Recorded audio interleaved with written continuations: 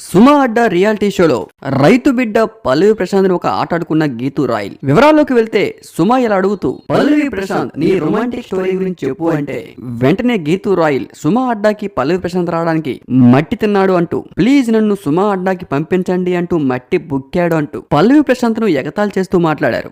వెంటనే పల్లవి ప్రశాంత్ రియాక్ట్ అయ్యారు. పల్లవి ప్రశాంత్ సీరియస్ అవుతూ, నేను ఒక రైతు బిడ్డని, పొలంలో పనిచేసుకునేవాడిని, నాలాంటి సాధారణ వ్యక్తి అలాంటి షోకి రావాలంటే చేసే ప్రయత్నం అది. అలాంటి ప్రయత్నాన్ని నువ్వు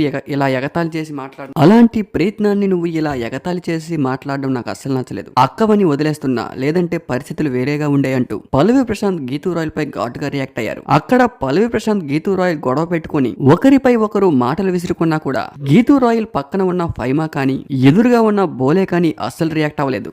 ఏదో సినిమా చూస్తున్నట్టు చూస్తూ ఉండిపోయారు. రైతు బిడ్డ రైతు అని చెప్పుకుంటూ బిగ్ బాస్ హౌస్ లోకి అడుగు పెట్టిన పల్లవి ప్రశాంత్ ఎక్కడా గివ్ అప్ ఇవ్వకుండా బిగ్ బాస్ హౌస్ లో గేమ్ చాలా బాగా ఆడారు. బిగ్ బాస్ హౌస్ లోకి అడుగు పెట్టడానికి ఎంత కష్టపడ్డారో అంతే కసిగా బిగ్ బాస్ హౌస్ లో గేమ్స్ కూడా ఆడారు. End of the day big boss winner కూడా అయ్యారు. కానీ బిగ్ బాస్ హౌస్ లోకి అడుగు పెట్టడానికి పల్లవి ప్రశాంత్ చాలా కష్టపడ్డారు. ఎంతో మంది సోషల్ మీడియా ఇన్ఫ్లుయెన్సర్స్ దగ్గరికి వెళ్లి బ్రతిమాలుకొని వీడియోలు పెట్టుకున్నారు. అన్నపూర్ణ స్టూడియో బయట, గేట్ బయట ఎన్నో నిద్రలేని రాత్రులు గడిపారు. అప్పటి ప్రభుత్వంలో కేసీఆర్ పెట్టిన అన్నపూర్ణ ఫుడ్ ప్రతిరోజు తింటూ బిగ్ బాస్ లోకి వెళ్లాలని చాలా ప్రయత్నాలు చేశారు. అందులో భాగంగా మట్టి కూడా తిన్నారు. ఎన్నో సార్లు ఏడుస్తూ వీడియోలు కూడా పెట్టారు. ఏదో ప్రయత్నించారు, మొత్తానికి బిగ్ బాస్ లోకి వెళ్ళాడు, ఆడాడు, end of the day winner అయ్యాడు. నాగార్జున గారు ఒక్కొక్క సందర్భంలో విన్నర్ అయితే డబ్బు ఎవరికి ఇస్తావంటే మొత్తం డబ్బుని రైతులు పనిచేస్తా అని చెప్పాడు పల్లవి ప్రశాంత్. అయితే బయటికి వచ్చిన తర్వాత ఎవరో ఒక ఇద్దరు ముగ్గురు రైతులకి ఎంతో కొంత అమౌంట్ ఇచ్చాడు. కానీ ఫుల్ ఫెజ్డ్ గా ఎవరికి అమౌంట్ పంచకపోవడంతో ఒక్కసారిగా ఆడియన్స్ లో నెగిటివ్ అయ్యాడు పల్లవి ప్రశాంత్. ఏది ఏమైనా ఒక రియాలిటీ షోలో